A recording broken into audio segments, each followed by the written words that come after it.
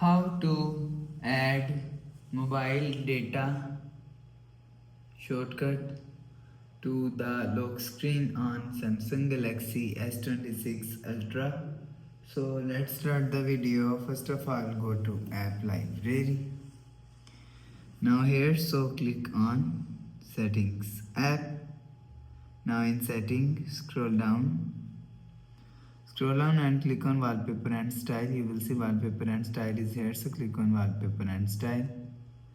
Now here, so click on lock screen. So if you want to add mobile data on lock screen, so click on app and click on no app. So after you click on an app, you will see add mobile data, so click on mobile data.